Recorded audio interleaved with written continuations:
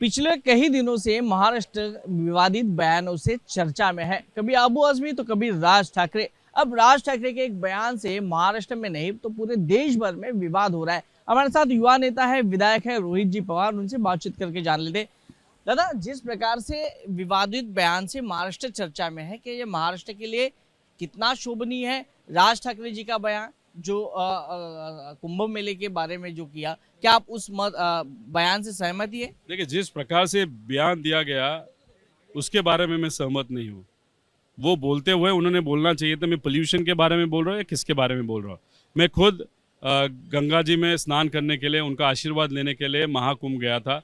मैं फैमिली के साथ गया था, वहाँ पे दर्शन ली, वहाँ से ताकत ली, वहाँ पे भक्ति की, और फिर वहाँ से आते वक्त मैंने हज़ारों लीटर गंगा जल यहाँ पे जो महाराष्ट्र में हमारे कार्यकर्ता है, हमारे जो सहयोगी एमएलए है, एमएलसी है, विरोधी पक्ष के का होना, उनको भी मतदार संघ में मैंने वो गंगा जल दिया था। लेकिन गंगा जल लाने के बाद जो गंगा जल लाया गया था उसकी ताकत बहुत ज़बरदस्त थी, लेकिन उसमें कुछ पोल्यूशन के अंश थे जो थोड़ा सा फिल्टर वहाँ पे करना पड़ा। क्योंकि अगर एक हाथ गंगा जल घर में भेजा जाता है बच्चों को, मतलब लहान जो बहुत बालक होता है छोटे, उनको अगर पिलाया गया या समझो पानी में डाला गया तो उनको कुछ अड़चन न होने के लिए सिर्फ पोल्यूशन के अंश मुझे निकालने पड़े। मतलब मेरा कहना है पावर बहुत ज़बरदस्त है, वो क्या फिल्ट्रेशन से पावर कम नहीं होती।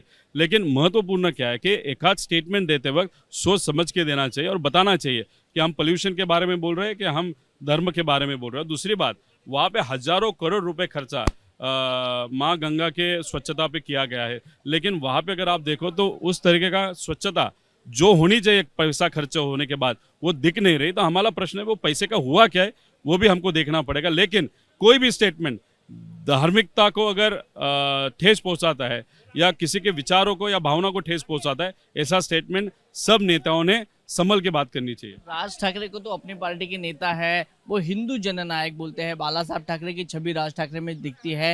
हिंदू होने के बारे में हमेशा बात करते हैं, मस्जिद वाले लाउड स्पीकर पर बात करते हैं। तो ये ऐसे जब छवि होती है तो ऐसे छवि होने के बावजूद अगर कोई गंगा माँ के बारे में ऐसी बात करता है तो क्या वो हिंदू नेता कहलाता है? जिस तरीके के उन्होंने बात की, वो बात या जो मुद्दा वहाँ ने प्रेजेंट किया, मुझे लगता है वो इम्प्रॉपर था। लेकिन वो अगर पोल्यूशन के बारे में बात कर रहे हैं तो फिर पोल्यूशन के बारे में सीरियसली सोचने की सवाल ये है कि क्या इनको हिंदू नेता कहने के लिए वो है? देखो, मैं इस विचार से आता हूँ कि राजनीति में धार्मिकता नहीं लानी चाहिए। अगर बीजेपी की बात करें तो धर्म अंधता वो बीजेपी बहुत आगे करती है।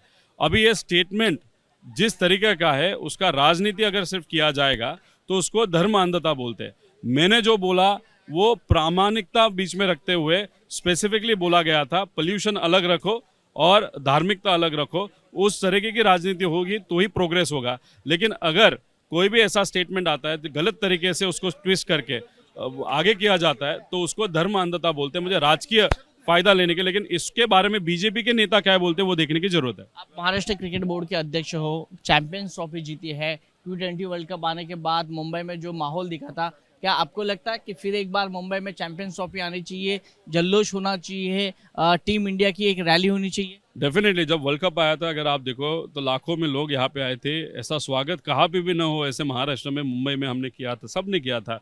और चैंपियंस ट्रॉफी अगर आप भारत में ला रहे हो तो महाराष्ट्र में तो आनी चाहिए, मुंबई में आनी चाहिए। वो माहौल जो है, वो जो लोग थे, जो उपस्थिति थी, वो माहौल और एक बार होने की ज़रूरत है, ऐसा मुझे तो लगता है। उसके लिए आप कोई चिट्ठी लिखेंगे? हम जय भाई को भी वहाँ पे चिट्ठी लगे, ICICI Indian international cricket board के वो अध्यक्ष है, BCCI के जो अध्यक्ष है, उनको भी हम पत्र लिखेंगे और विनती करेंगे कि महाराष्ट्र में और ख़ास करके बम्बई में या पुणे में वो अपना जो ट्रॉफी है वो आना चाहिए। बहुत शुक्रिया हमारे साथ बातचीत करने के लिए। कैमरा पर्सन धर्मेंद्र पांडे के साथ वैभव परब, ABP news, Mumbai. For exclusive and insightful videos, subscribe to our new channel ABP Live Premium.